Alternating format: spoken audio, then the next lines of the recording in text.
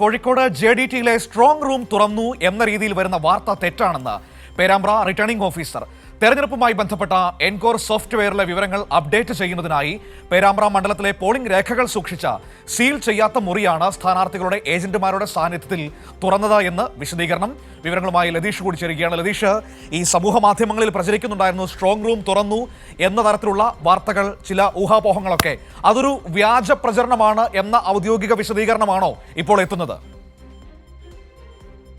തീർച്ചയായും മനു, ആ രീതിയിലുള്ള ഔദ്യോഗിക വിശദീകരണമാണ് അല്പസമയം മുമ്പ് വന്നത്. JDTയിലെ കോഴിക്കോട് വെള്ളിമാടുകുന്ന് JDTയിലാണ് കോഴിക്കോട് ജില്ലയിലെ 8 അസംബ്ലി മണ്ഡലങ്ങളിലെ വോട്ടിംഗ് മെഷീനുകൾ സൂക്ഷിച്ചിരിക്കുന്നത്.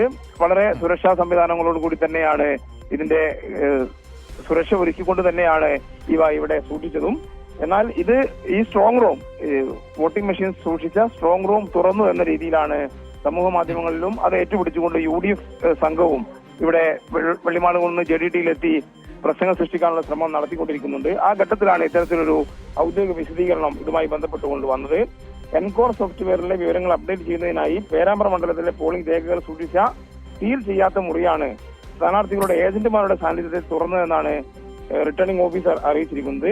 ഇലക്ട്രോണിക് വോട്ടിംഗ് മെഷീനുകളോ പോസ്റ്റൽ ബാലറ്റുകളോ സൂക്ഷിച്ച മുറി അല്ല തുറന്നതെന്നും പേരാമ്പ്രയുടെ ചുമതലയുള്ള റിട്ടേണിംഗ് ഓഫീസർ അറിയിച്ചിട്ടുണ്ട്. എന്നാൽ UDF സംഘം പറയുന്നത് തങ്ങളുടെ സ്ഥാനാർത്ഥിയുടെ ഏജന്റ് ഇവിടെ ഉണ്ടായിരുന്നില്ല എന്നുള്ള ഒരു ആരോപണം അവർ ഉന്നയിക്കുന്നുണ്ട്. എന്തായാലും അവർ ഈ സ്ട്രോങ് റൂമിനടുത്തേക്ക് അവരെ മറ്റു രാഷ്ട്രീയ കക്ഷികളുടെ ഭാഗത്തുനിന്ന് ഏതെങ്കിലും തരത്തിലുള്ള മറുപടികൾ, പ്രതികരണങ്ങൾ വന്നിട്ടുണ്ടോ? ഇപ്പോൾ UDFന്റെ കേട്ടു, അതല്ലാതെ മറ്റാരുടെയെങ്കിലും ഭാഗത്തുനിന്ന് വന്നിട്ടുണ്ടോ?